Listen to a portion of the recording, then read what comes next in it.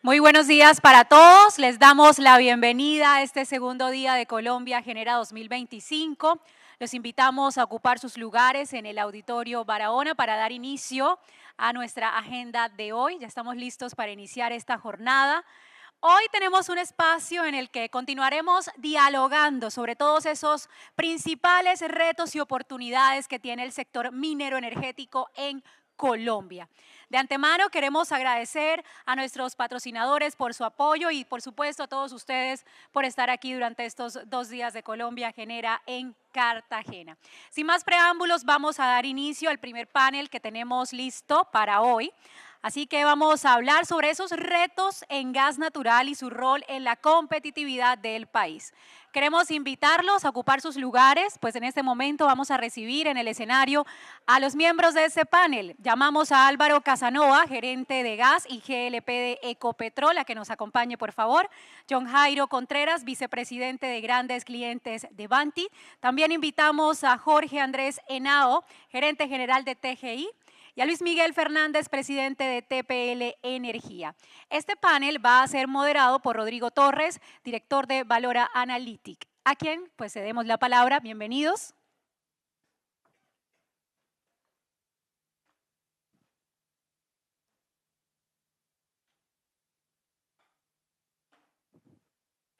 Doctor Torres, tiene usted la palabra. Bienvenidos todos.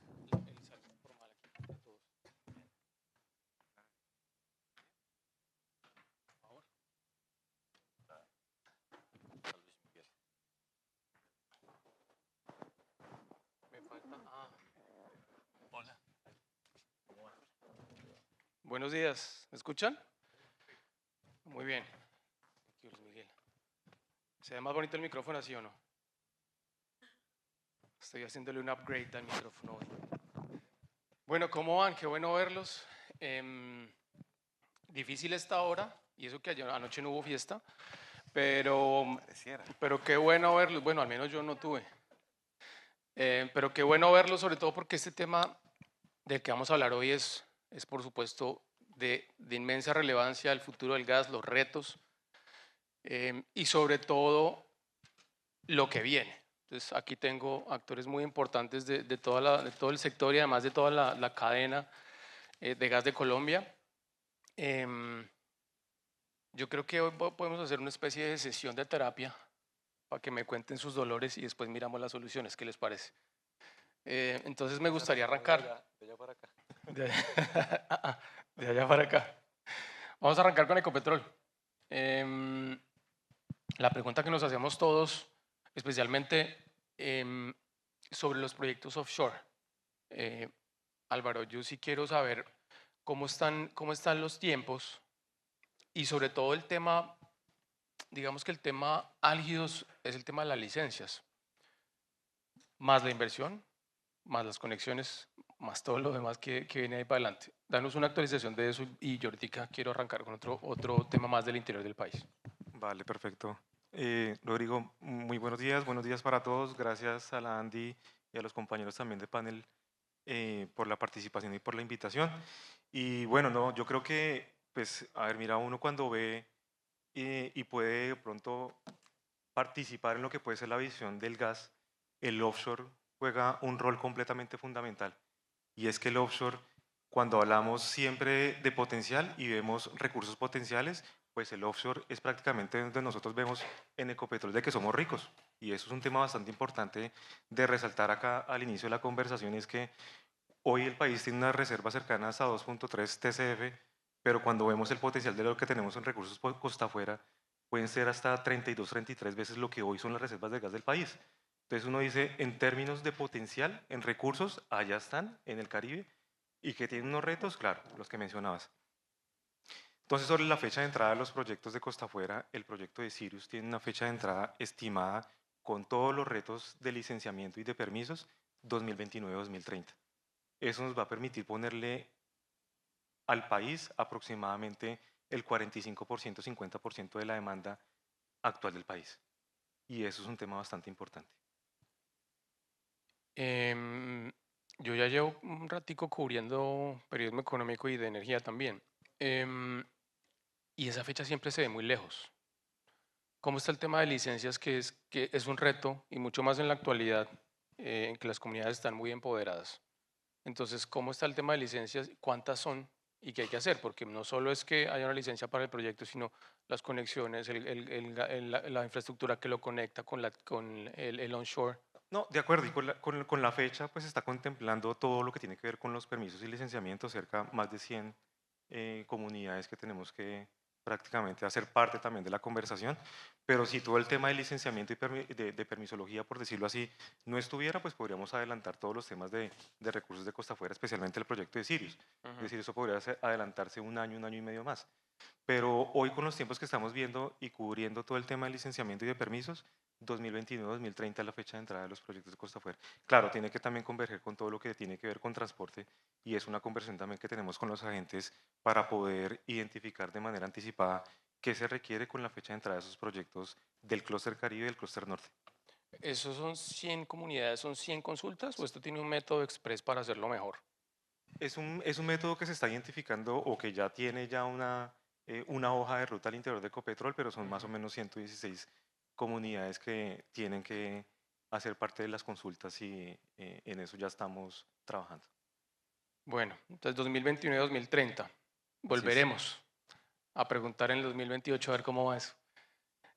Bueno, yo quiero preguntarte desde el lado de TGI, porque ustedes, y me contabas ahorita fuera de cámaras, están interesados en participar en infraestructura otra vez, que hace rato no lo hacen. ¿Qué retos vienen ahí? Porque hay un componente adicional, y lo hablé con varios de ustedes aquí ayer, el costo que están teniendo los componentes del transporte de gas, y que obviamente eso tiene alguna implicación en la tarifa. Entonces, esas dos cosas, Jorge, para arrancar. Claro, Rodrigo, buenos días a todos. Pues indudablemente lo que tenemos hoy en día es una coyuntura súper particular. Tenemos una carencia de previsión absoluta para poder seguir supliendo el gas que requieren los colombianos y pues nos agrada entender que obviamente Ecopetrol como principal operador y tenedor de esos recursos que deben traducirse en reservas probadas que obedecen realmente a la capacidad para poder explotarlas, se puedan ver a corto plazo. La capacidad de ejecutar estos proyectos es absolutamente una articulación conjunta para poderlos llevar a cabo. Entonces, no solamente es tener el plan de trabajo para explotar estas reservas, las más cercanas en el tiempo, sino que debemos articular toda la cadena de valor para que podamos traer estas reservas al interior del país y obviamente a la costa también. Entonces, en el proyecto Sirius, que es el proyecto más cercano, entendemos que son 460 millones de pies cúbicos que deben entrar. El gasoducto de TGI entre Ballena y Barranca es un gasoducto hoy en día que puede mover máximo 300 millones de pies cúbicos. Quiere decir que tenemos que hacer una ampliación del 50% más, 150 millones de pies cúbicos. Lo que queremos es articular directamente con Ecopetrol y con los diferentes actores que nos permitan sacar adelante estos proyectos. De alguna manera tenemos que buscar soluciones que nos realmente convoquen a traer estos proyectos en corto plazo. TGI realmente tiene todo el interés en aportar en estos proyectos, en ser parte de estos proyectos, en buscar las soluciones y en hacer las inversiones. Yo considero que el plan de abastecimiento de gas natural que ha sido recientemente emitido hace algunas semanas aglutina de grosso modo esos 15 proyectos que requiere el país. Esto incluye bidireccionalidades de los principales gasoductos del país, incluye la segunda entrada a Bogotá, es un gasoducto de 130 kilómetros aproximadamente de 20 pulgadas de diámetro, no es un gasoducto menor. Y por supuesto incluye las plantas de regasificación en el Pacífico y en el Caribe. Todos estos proyectos son más que bienvenidos y son una necesidad evidente que requiere el país para tener ese abastecimiento de gas a largo plazo. Realmente la visión nuestra en TGI es participar de estos proyectos, que esta expansión sea evidente y trabajar de la mano con los diferentes actores, no solamente con los productores, sino también con la demanda, para poderlos traer más rápido en el tiempo. En ese sentido, toda la infraestructura de TGI está a disposición de los diferentes productores y comercializadores. La infraestructura de TGI no solamente son gasoductos, estamos hablando de 72 compresores con 195.000 caballos de potencia que están a lo largo y ancho del país. Los compresores se pueden desensamblar, mover y llevar a otro sitio para poder usar de la mejor manera y traer gas que hoy en día tiene condición de baja presión para meterlo al sistema y poder suplir lo que se requiera. Entonces estamos buscando todas estas soluciones y más que bienvenidos todos aquellos que puedan tener buenas propuestas e ideas para sacar adelante esta coyuntura particular que tiene el país. Me faltó la parte de los costos. ¿Qué está pasando con los costos? Porque aquí no voy a decir quiénes, obviamente, para guiño guiño, pero hubo muchos comentarios del tema de los costos del transporte. ¿Qué está pasando eso? Porque hay como un discurso muy público de importación, de exploración local y demás, pero en cuanto al tema del transporte se habla poco. ¿Qué está pasando con eso? El costo. El costo final, el costo que ve el usuario es una sumatoria en donde la parte principal es la molécula, eso cubre el 70% del valor total y el 30% se distribuye entre transporte y distribución. ¿Qué pasa? Al interior del país, principalmente el gas de donde estaba viniendo, donde sigue viniendo, pero cada día con menor volumen, pues de los campos del Piedemonte, de Cusiana, de Cupiagua, de Floreña. Al entrar gas de la costa que es importado, no solamente porque sea importado es más costoso, es porque es un gas que viene transformado, viene licuado, viene en fase líquida, se convierte a gaseosa y se inyecta al sistema, por obvias razones, pues viene más costoso. Al tener ese componente de gas importado, que hoy en día es 10, 15%, varía según la época, pues el costo de mercado indudablemente se incrementa porque el gas local ya tiene una participación inferior. Y claro, el gas importado, si es para ponerlo al interior del país, tiene un proceso de transporte de mayor distancia, lo que hace pues, que llegue al interior de alguna manera más costoso. ¿Cómo podemos buscar una solución para que esto sea mucho más eficiente y útil para todos los colombianos?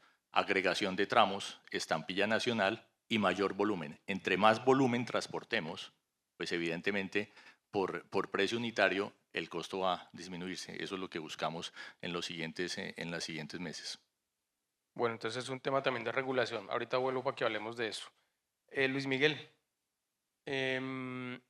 ustedes son los encargados de estar como en la mitad, si se quiere. Están entre la importación y la generación de energía. ¿Qué estás viendo? Porque entiendo que aquí Jorge me dio la entrada para hablar de regulación. ¿Qué problemas están viendo ustedes que tenemos que resolver para la parte de ustedes, al menos en la generación térmica? Buenos días a todos. Gracias a Bruce y a Jaime por la invitación, a los compañeros de panel. Nosotros hemos estado forzados a buscar una solución de abastecimiento de gas de largo plazo.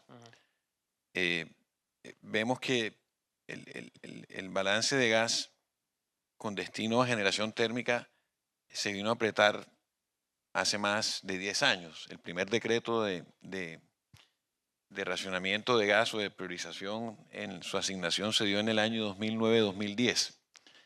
Entonces, en virtud de esa situación, fomentamos o participamos en el desarrollo de lo que es hoy la única planta de importación con la cual cuenta el país en la actualidad, principalmente destinada para abastecer nuestras necesidades. Y se demostró en este reciente fenómeno de Niño, en donde en las situaciones más críticas, hasta el 20% de la energía total del país fue abastecida por las plantas ciclos combinados de la región Caribe, que se abastecen principalmente de la planta de regasificación. Y en virtud de esos derechos contractuales que tenemos con esa infraestructura, se contrató una capacidad incremental que está siendo ofrecida al mercado el día de hoy, y que está siendo contratada, lo que refleja lo estrecho que está el balance. Ahí, en ese sentido, lo que hemos visto es la necesidad de armonizar la regulación de comercialización de gas con las características especiales que tiene el mercado de GNL.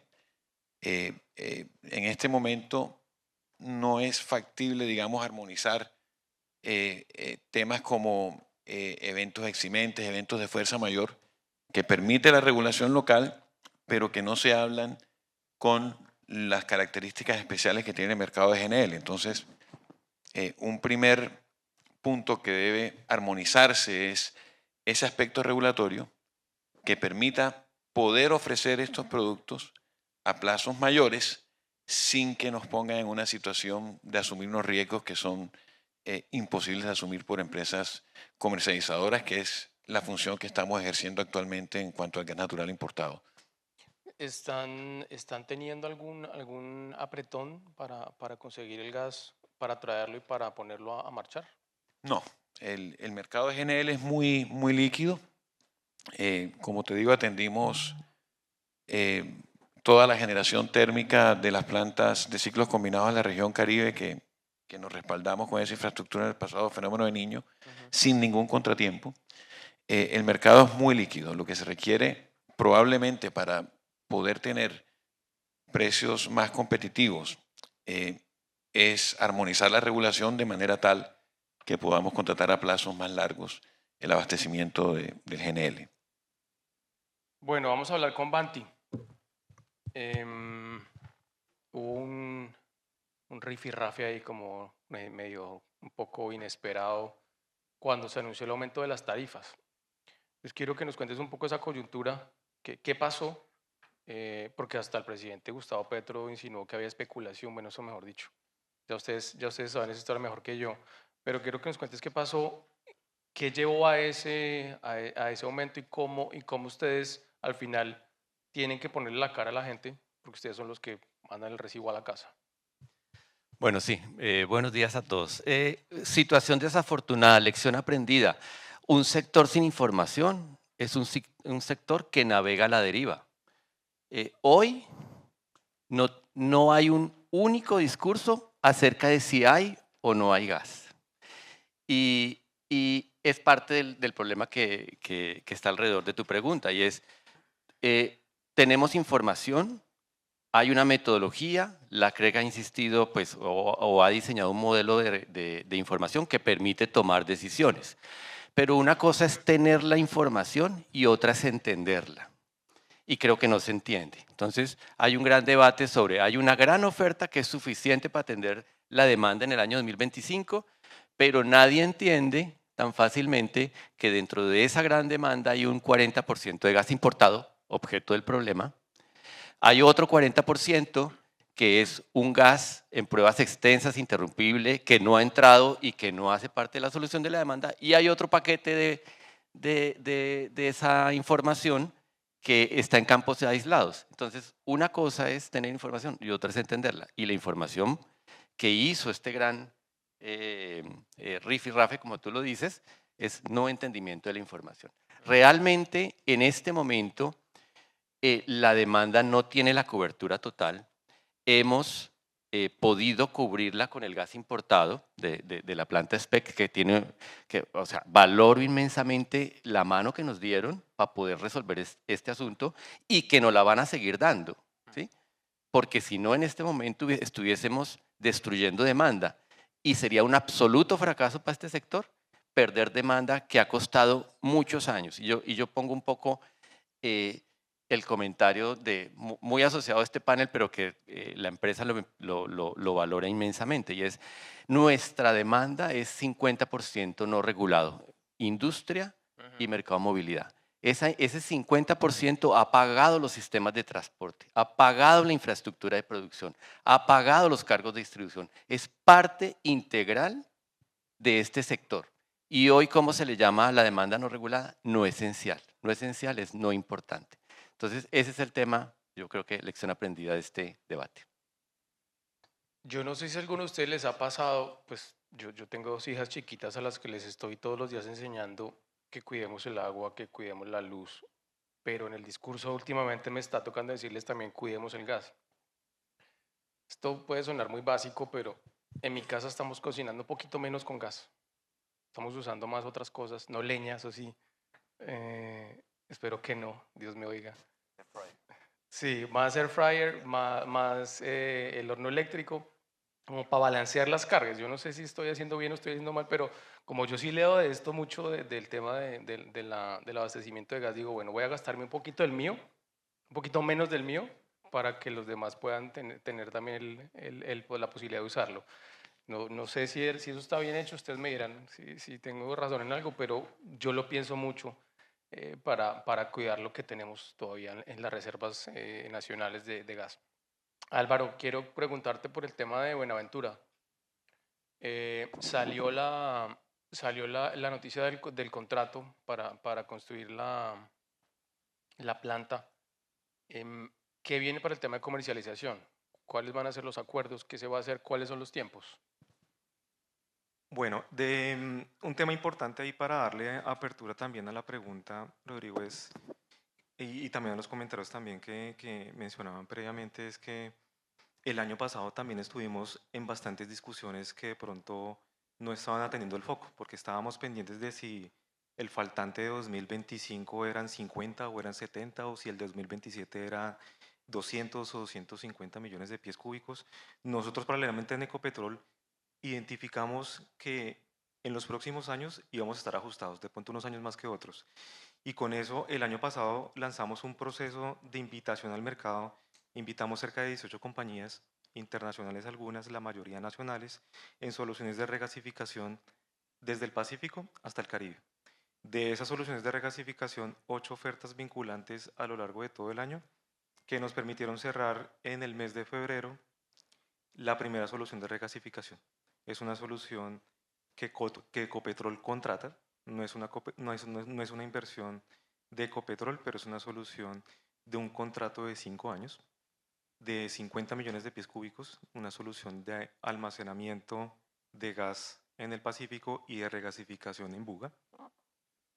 Y sobre el proceso de comercialización, estimamos que en las próximas semanas, no solamente anuncios sobre la comercialización del gas importado, sino también la comercialización del gas nacional de las declaraciones que hoy podemos ofrecer al mercado del periodo 25-29 y de portafolio de general de gas, lo vamos a hacer en las próximas semanas, pero vamos a abrir al mercado las soluciones de gas importado, en el que Ecopetrol va a ser responsable, en el caso de Buenaventura, la contratación de la regasificación, pero es el responsable del trading de la molécula, de la compra de la molécula. Y sobre la compra de la molécula, perdón, pues tenemos varias alternativas con el propósito de traer la mejor molécula que junto con el costo de regasificación permitan que ante una molécula importada sea una molécula que tenga más competitividad comparándolo en términos de molécula importada. Y como decía, también los anuncios que vamos a hacer sobre la comercialización de Campos Mayores 25-29. ¿Y por qué esperamos? ¿Por qué no lo anunciamos ya? Aquí, frente a la industria. Hay que pedir autorización, pero no, no finalmente sí es un bloque. O sea, digamos, voy a de pronto a darle algunas señales porque lógicamente es algo que debe hacerse desde presidencia, pero si uno compara las declaraciones de gas natural versus las declaraciones de gas natural de lo que vamos a hacer los jugadores o los productores en este caso, si hay un mejor perfil 25-26 que si uno lo compara con el año pasado, con las reglas del año pasado, habríamos podido entregar un bloque para los próximos años de 30 millones de pies cúbicos. Eso es prácticamente el 3% de la demanda. Pero las declaraciones de lo que estamos viendo ahora tienen un perfil mejor. Y ya con lo que puede armar uno de bloques anuales o trimestrales, sí podríamos decir que las noticias en ese sentido de gas nacional o de lo que llamamos campos mayores tienen una expectativa mucho mejor a la del año pasado. Entonces, eso va a ser un anuncio que en las próximas semanas, no van a ser meses, van a ser semanas, lo vamos a hacer. Ahora, porque eso seguramente va a ser el periodo de comercialización de la comisión que arranca en junio de este año. Tenemos gas firme para 2026, eso es parte de lo que se va a anunciar. Sí, señor. El bloque es gas en firme 26, diciembre de 2025 hasta 28-29, gas en firme. Ok, muy bien. Bueno, Jorge, ¿qué viene en temas de cambios de metodología para todo el tema de transporte de gas? ¿Y eso qué implicaciones va a tener o podría tener para los consumidores que estamos abriendo esa llave todos los días? Sí, la implicación de cargos de transporte pues es una resolución que está en proceso de trámite actualmente ante la CREC. Es una resolución que pretende actualizar los cargos de todo el sistema. Seguidamente, después de esa resolución, debe venir una que nos permita tener una agregación de tramos o una estampilla nacional, y eso es lo que se prevé para este año.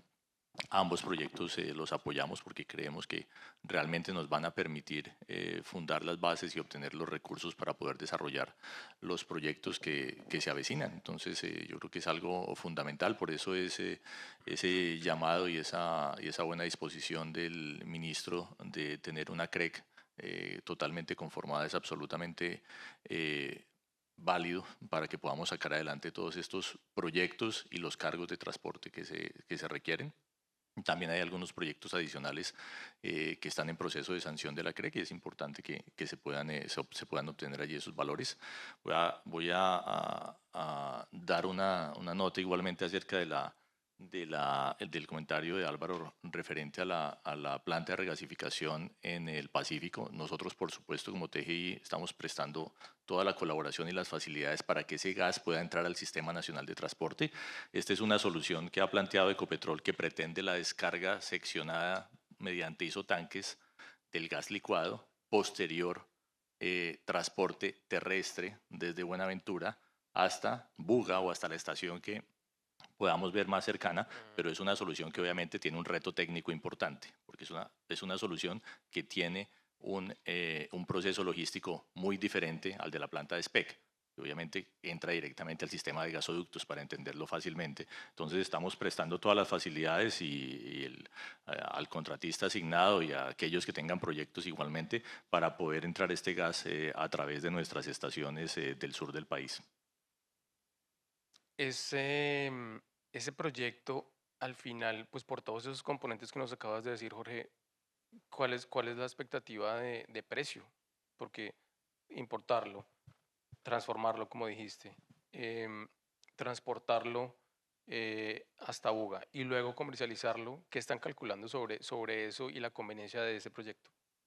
Pues es un proyecto con retos importantes y Ecopetrol tiene un reto gigante para proveer esa molécula. Hay una buena noticia, bueno, yo vengo de trabajar en Perú los últimos 3 años, el gas más barato del hemisferio sur lo produce Perú, es el gas de Camisea, es el gas que se exporta más económico en esta parte del mundo. Obviamente habría que tener acuerdos con los productores de Camisea. La buena noticia obviamente es que moverlo desde el sur de Lima, que es la planta de exportación, hasta Buenaventura, pues es un camino cercano. Sin embargo, pues hay que negociar el gas, hay que tener esa molécula y hay que hacer que ese proceso logístico sea lo más eficiente posible para que el precio pues no vaya a salir en esa sumatoria completa de toda la logística en un valor alto. Pues nosotros esperamos que el proyecto de Ecopetrol en sumatoria pues tenga un precio inferior a 12 o 14 dólares por millón de BTU. Ok. ¿Ustedes están disponibles e interesados en los nuevos proyectos que surjan en la costa Caribe? Porque hay varios. De hecho, publicamos hace poco una noticia sobre un proyecto privado para construir otro puerto cerca de Cartagena. ¿Qué tan viable es que ustedes estén ahí metidos o que les digan, venga, toquemos la puerta y exploremos para hacerlo? No, por supuesto. TGI ha desarrollado labores de ingeniería conceptual y básica y hoy en día tenemos entregables que nos permiten posicionar nuevos terminales en el Caribe. Esto es absolutamente fundamental porque no es solamente tomar la decisión de participar, es que la primera etapa es hacer la ingeniería que después le permite a usted estructurar el costo completo del proyecto. Entonces tenemos toda la voluntad, queremos participar. Estamos trabajando con diferentes actores en buscar cuál es el mejor mecanismo y que esa suma de valores nos permita concretar un proyecto a mediano plazo. Gracias. Bueno, yo quiero ver contigo, John Jairo, para el tema de Vanti. ¿Ustedes qué medidas están proponiendo o pueden proponer para asegurar que haya una opción competitiva y que esto siga siendo obviamente un precio accesible? Lo que yo decía, yo ya quiero consumir un poquito menos, previendo lo que puede pasar en los próximos años.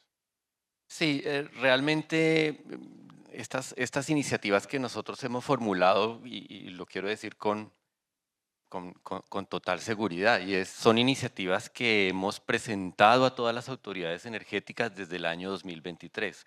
O sea, ya era muy evidente que el punto en el que estamos iba a ocurrir y era necesario adaptarse a esta condición. Entonces hemos sido, entre comillas, proactivos en hacer propuestas.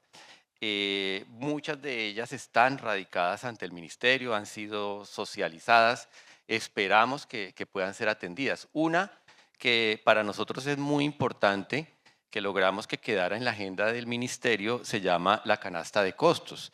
Y en este momento, ustedes saben, la coyuntura es todo el gas que se está vendiendo en los campos mayores va para la demanda esencial, que es la que más capacidad de pago tiene, y todos los nuevos recursos, gas importado, va para la demanda no regulada, que es el que menos capacidad de pago tiene, pues para compensarlo. Nuestra idea es bastante simple. Yo lo que propondría es una gran canasta donde estén todos los costos de suministro, todos los costos de transporte y que el comercializador pueda transferir en función de la capacidad de pago a la demanda. Eso no significa que sacrifiquemos la firmeza. La firmeza para el mercado esencial está de primeras. Pero si logramos meter en una canasta y socializamos, así sea un único precio de suministro y transporte para todo el mundo, o me permitan ir un poco más arriba con otros para ir más abajo con otros y que el promedio sea el mismo, es una solución que le da continuidad a la industria, que le da continuidad al transporte público masivo, que hoy por hoy están descubiertos desde el punto de vista de tarifa, además están afectados porque probablemente se espera una destrucción. Esa es una de las más importantes. Otro que lo hemos llamado en todos los foros es como los 3 proyectos nacionales de infraestructura, o sea, no son proyectos regionales, no son proyectos de interés de particulares, son proyectos nacionales. Uno es la ampliación de la Mami Ballena. Yo no sé si ustedes ayer miraron con atención la gráfica que presentó Bruce McMaster. ¿Dónde está el gas del futuro? Las cuencas de Sinú San Jacinto, del Valle Inferior, del Valle Medio, de Cesar Ranchería y offshore. ¿Dónde están ubicadas? Están ubicadas en el norte del país. O sea, el gas del país del futuro está en esta región.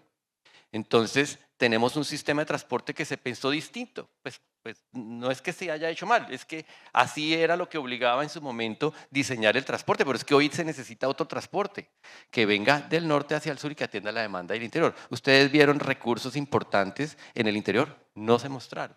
Entonces, tenemos que adaptarnos con anticipación a esa circunstancia. Otra propuesta que hemos hecho es no puede haber gas atrapado en Colombia. O sea, tenemos Arrecife, tenemos Floreña, tenemos recursos atrapados. ¿Por qué? Por falta de infraestructura. Eso no lo deberíamos permitir en un momento como el que estamos viviendo. Entonces, esa liberación del gas se necesita. La flexibilidad operacional es otro elemento que hemos puesto e insistido. Esto que ustedes, muchos de la industria conocen como los swap operacionales, intercambios de suministro entre unos agentes con otros, es que no es que es una opción, es que es una necesidad. O sea, si no hay swap operacionales, no se puede atender la demanda del país. Entonces, el regulador debería estar 2 pasos adelante mirando cómo favorece ese tipo de transacciones y no 2 pasos atrás corriendo para alcanzarnos con esas iniciativas. Entonces, es importante que se lean esas comunicaciones y que se entiendan las propuestas. Y una que nos representó un costo político importante es la estampilla nacional. En su momento nos libramos de ser empalados en plaza pública por haber dicho una estampilla nacional, pero es que es inconveniente si uno lo mira en el corto plazo la factura de hoy. Eso pues, es difícil de entender. Pero si uno mira en el largo plazo, y con lo que acabo de decir de dónde viene el suministro, todo el transporte que hay que hacer, si uno mira una estampilla nacional, es el mejor mecanismo para el desarrollo de infraestructura. Entonces, una estampilla nacional le va a abrir la posibilidad a todos los agentes dedicados al transporte de que hagan infraestructura para acondicionarla al menor costo posible. Entonces, eso es una necesidad que luego del chaparrón de la no comprensión hay que mirarla con seriedad, pensando no en el corto, sino en el largo plazo. Gracias, señor Jairo. Luis Miguel, ¿querías comentar sobre la estampilla? Sí, yo pienso que el tema de la estampilla hay que mirarlo de una manera más amplia. Como bien lo mencionas, probablemente los recursos prospectivos de mayor producción de gas van a estar en la región Caribe. Hoy en día contamos con la única infraestructura de importación, pero también ese efecto de estampillar probablemente va a reflejar un beneficio para los consumidores del interior, pero va en detrimento de los consumidores de la región Caribe. Entonces vamos a subir el costo a las industrias, al sector eléctrico que hoy opera en la región Caribe y que va a tener un impacto a nivel nacional para probablemente obtener mejores costos hacia el interior. Eso va a implicar un encarecimiento del sector eléctrico y probablemente una afectación a la competitividad industrial, porque en la región Caribe de alguna manera tiene unas ventajas logísticas para exportación de bienes y servicios, para el nearshoring. Entonces probablemente vamos a encarecer el gas en la región Caribe. Adicionalmente vamos a seguir produciendo en el interior para de nuevo desplazar esos productos a exportarlos desde la región Caribe o desde los puertos. Entonces a mí no me queda tan claro que eso tenga un beneficio que se irrigue en la economía en mejoramiento de la competitividad. Yo creo que la señal de cargos por distancia es lo suficientemente robusta para indicar dónde debe instalarse la producción, de manera que ésta sea más competitiva no solo a nivel interior país, sino a nivel de competencia internacional, de los centros de consumo que estén ubicados en el exterior. Yo tengo mis dudas de que efectivamente esa estampilla a la región Caribe no creo que traiga beneficios. Y ya a nivel nacional creo que requeriría de un análisis mucho más profundo en torno a la competitividad de la industria hacia la exportación de bienes y servicios. Tengo derecho a réplica, me imagino. Humilde opinión. No, pero Adelante, hay por un favor. elemento muy esencial. Yo dije, el gas va a estar en el norte. Si uno pensara con una visión de largo plazo, la decisión racional de la industria es ubicarse en dónde. ¿Sí? Eso no es bueno para nosotros, pero es una decisión racional. Si el gas está acá, voy para allá. ¿Sí? Una estampilla racional de pronto puede distribuir mejor esos puntos de producción. Otro elemento que es importante, la competencia. Si todos pagamos en nuestros cálculos, esto es un cálculo que seguramente es totalmente discutible, pero una estampilla nacional estaría en torno a los $3. Díganme, por favor, ¿quién paga en su factura menos de $3? ¿Sí? Nadie. Entonces yo digo, bueno, eso es relativo, tendríamos que verlo, pero lo que sí creo es que genera una competencia importante, porque si todos pagamos su factura, todos pagamos nuestro transporte, yo voy a pagar por el suministro esté donde esté, y lo pongo en mi punto. Entonces, eso tiene beneficios. Obviamente entiendo el punto y es una discusión bastante amplia que tenemos que abordar, pero hay que buscarle la visión que no se oculta en lo que conocemos, sino en lo que podría aportar. Luis Miguel, aprovecho que estamos hablando de esto. El tema de la estampilla ¿se ha discutido en algún escenario con el gobierno nacional? Nosotros particularmente no. Cuando han surgido los documentos estos de estudio del próximo esquema tarifario, de la agregación de tarifas, sí hemos sido muy claros en manifestar que para nosotros esto no tiene un efecto positivo en la competitividad y mucho menos para la región Caribe, y naturalmente tendrá un efecto sobre el costo de la tarifa eléctrica en virtud de los altos consumos que tenemos nosotros en la generación térmica. O sea, la región Caribe paga una tarifa de transporte inferior a esos $3 que menciona John Jairo. Probablemente con esa estampilla se incrementaría de manera significativa el costo para la región Caribe, afectando naturalmente la competitividad, afectando los costos probablemente en la tarifa eléctrica, y de nuevo esos productos y servicios tendrían que, ya terminados, volver a la región Caribe para exportarse a los mercados. Yo creo que hay que verlo de una manera más amplia y teniendo en cuenta los efectos que tiene en los distintos sectores de la economía. Bueno, hablemos del tema de importación. ¿Ustedes están teniendo alguna creatividad en cuanto al tema de importación? ¿Cómo lo están viendo? ¿Y qué opinan de la propuesta del gobierno nacional sobre traerlo de Qatar? ¿Eso es viable? ¿Eso no es viable? ¿Va a ser más caro, menos caro? ¿Qué están viendo ustedes ahí? No, yo creo que lo principal es mirar el balance o la proyección de balance, demanda y capacidad de producción que se ve en los registros oficiales, en la UPME, en el gestor de mercado. Y ahí esos estudios denotan un déficit que se va acrecentando hacia adelante, por lo menos con la información que hay disponible hasta el día de hoy. Y eso lo que indica es que necesitamos buscar todos los recursos posibles de abastecimiento de gas, tanto de producción local, en el onshore, en el offshore, y creo que se requiere desarrollar toda la capacidad de importación necesaria para poder contar con la confiabilidad que el país necesita. Entonces, en ese sentido, que venga todo el gas que sea factible venir en los términos de mayor competencia, que es lo que da la eficiencia y los precios atractivos o los mejores precios para la demanda. Se necesita todo el gas que se pueda obtener de aquí hacia adelante. Ojalá saliera de producción local, pero históricamente hemos visto que en los últimos 10 años el factor de reservas, producción viene bajando de manera importante.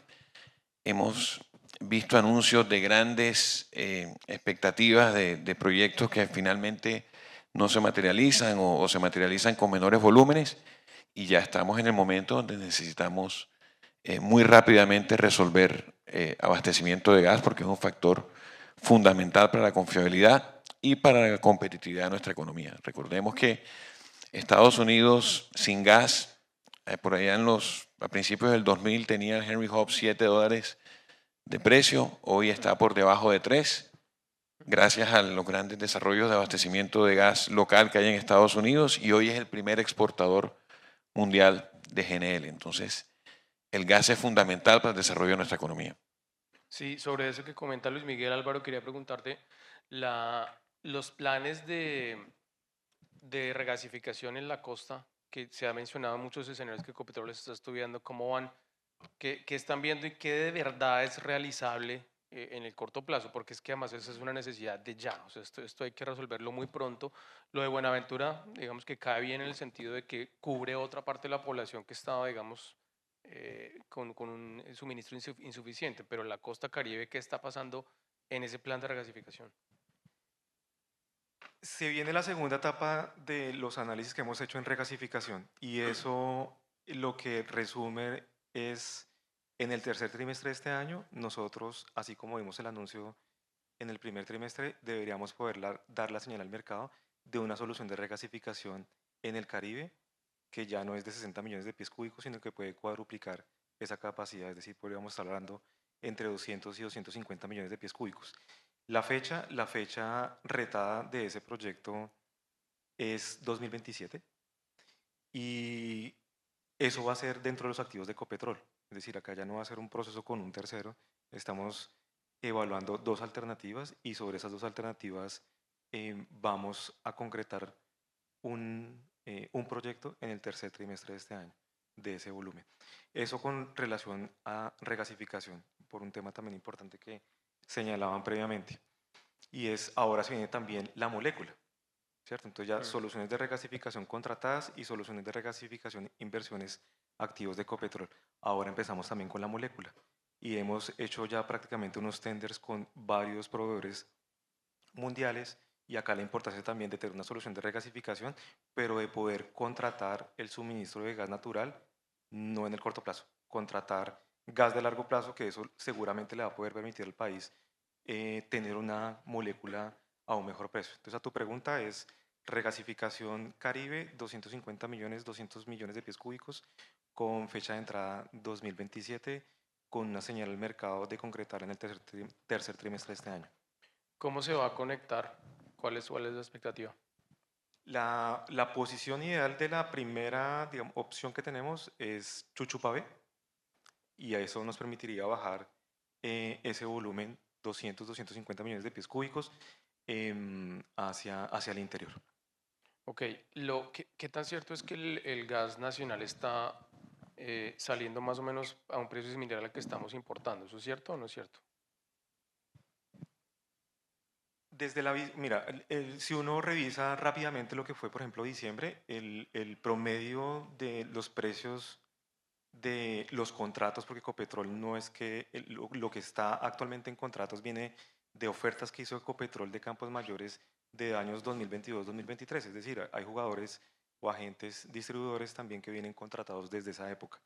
Y los contratos a diciembre de 2024 estaban alrededor de los $5 por millón de BTU, de lo que Ecopetrol en diciembre de 2024 de contratos previamente suscritos estaban alrededor de los $5 por millón de BTU.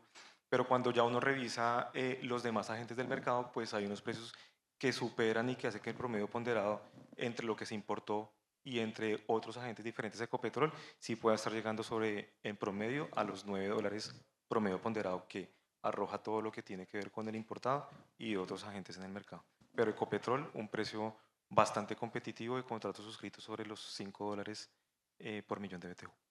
Bueno, lo último, porque ese relojito está que me hace ojitos ahí para que se acabe el tiempo, pero creo que fue Jorge o John Jero quien fue el que habló sobre la gráfica del gas que solo está en el norte y demás. Entonces, Álvaro, quiero preguntarte y terminar con eso. Hace más o menos 1 año y medio, creo que tú no estabas, había otro vicepresidente de gas, se hizo mucho ruido sobre el tema de los 6 taladros del Piedemonte, que era un proyecto que tenía un potencial inmenso, y no volvimos a saber nada. Yo he estado averiguando con mi equipo, con Jennifer que trabaja conmigo, y nos dicen que es posible que 4 de los 6 taladros no fueron exitosos, 4 de los 6 proyectos no fueron exitosos. Quiero que nos actualices qué está pasando con el tema, porque había mucha expectativa. Entonces, para cerrar con eso, 1 minuto. No, de acuerdo, mira, yo creo que en gas, digamos que lo que estamos viendo de inversiones también incluyen Piedemonte, e incluyen también algunos proyectos, algunos han salido también, algunos también con socios que no han salido tan bien, pero la apuesta sigue siendo, nosotros estamos invirtiendo cerca de 2.1 billones de dólares 25-27, y prácticamente el 80% de esas inversiones están no solamente en costa afuera, sino también en los proyectos del Piedemonte y de la parte superior en el caso de Ocol. Entonces, yo creo que sobre eso pues vamos a seguir trabajando en la continuidad de la exploración, pero seguimos apostándole a que en el Piedemonte seguimos invirtiendo una parte importante de los recursos. No veríamos ahí sino simplemente seguir apostando paralelamente al Piedemonte y con una gran apuesta en el offshore, en términos de exploración. Ok, pero entonces, si te entiendo bien, en realidad el proyecto no salió tan bueno como se esperaba, o la expectativa no se cumplió como se esperaba. Es que son varios proyectos, Rodrigo, entonces yo te diría que en términos generales seguimos, por ejemplo, un proyecto como Arantes es un proyecto que era cercano a los 20-30 millones de pies cúbicos, no fue tan satisfactorio, pero vamos a hacer un cuarto intento de ver cómo podemos también seguirle apostando a proyectos porque son varios. Entonces, en el portafolio de oportunidades del Piedemonte seguimos invirtiendo y esperamos que así sean anuncios o de proyectos de 20-30 millones de pies cúbicos, mientras que llegan los recursos de costa afuera, sigamos apostándole al Piedemonte. Ok. Señores, muchas gracias. Ya se llenó las salas porque viene un panel mejor, con cracks un poquito más halagüeños para mí. Gracias a ustedes, por supuesto gracias a Bruce, a la Andy, a Maritza y a todos por la invitación, y bueno, qué bueno ver esta sala llena otra vez. Muchas gracias. Gracias, doctor Torres, por esta